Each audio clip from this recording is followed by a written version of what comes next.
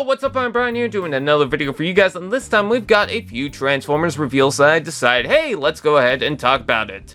We've got the Transformers Tuesday exclusive reveal, as well as a couple of other things. The first thing I want to discuss is there's an image floating around of a Devastator box set that we could get from Takara. I don't think Hasbro's going to release it, but I could be entirely wrong. I just want to say, I'm not sure if this is 100% legitimate. It would be cool to get the box set, but it's kind of weird because the bubble insert for the box that slides inside looks to be a different size than the actual box. And then some of the pictures, I don't know, just some of the labels don't really look right. Again, I could be entirely wrong about this. It just, I don't know, it doesn't really sit well at the moment. I would have to see official images to really get an idea that this is real. However, I will also point out that the feet on Long Haul seems to be dirty. They have this kind of sandy desert effect to it, so maybe it is legitimate.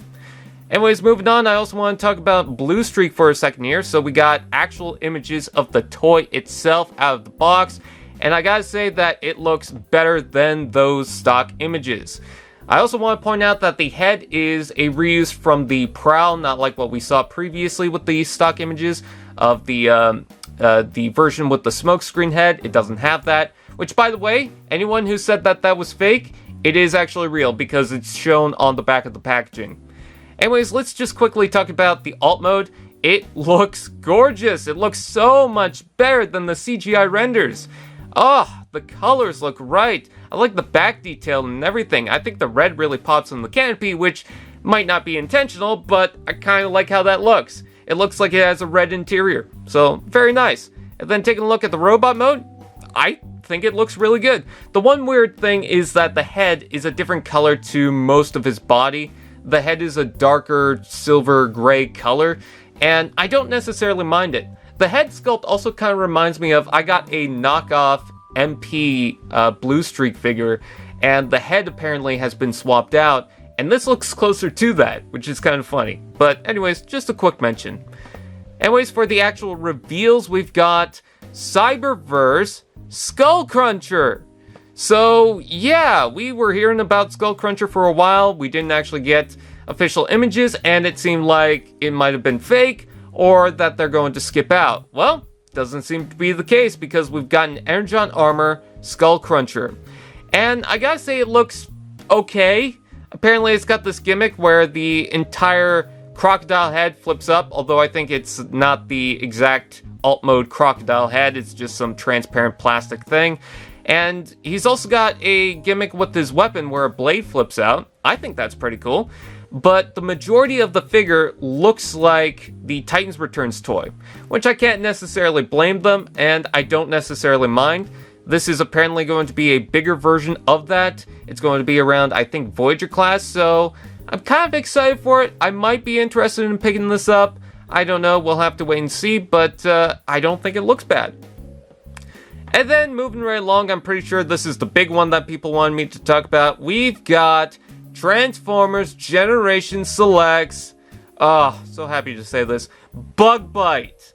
So this is pretty much just going to be a white version of Cliffjumper, but I'm super excited for it because I've wanted a Bugbite for a while as a mass release toy. Sure, it's not in the Earthrise lineup, sure it's not going to be at Walmart shelves, but it's going to be easier to get than that convention exclusive that was a repaint of the Classics Bumblebee. Anyways, let's go ahead and take a look at this. Essentially, it's mostly just a white version of the Cliffjumper, so there really isn't that much to talk about. I do like the weapons in that purple color. I think that's nice. I kind of wish it had that electric or curvy detail, you know, the purple stripes and everything going on. That would have been nice, but I don't necessarily mind this. He's also a mercenary, apparently, so they decided to swap that out for a Decepticon. I don't necessarily mind that. I think he'd be fine in the mercenary. I also wanted to point out that apparently, according to Entertainment Earth, and I'm not sure if this information is accurate, apparently he's going to appear in the Netflix show. Not entirely sure about that, but I think that if that's the case, this would be the first Selects figure to be shown in the Netflix series thus far. Again, I can't really confirm that. I'd have to look back at the Siege show to see if any of the characters really did show up, but I don't recall any of them.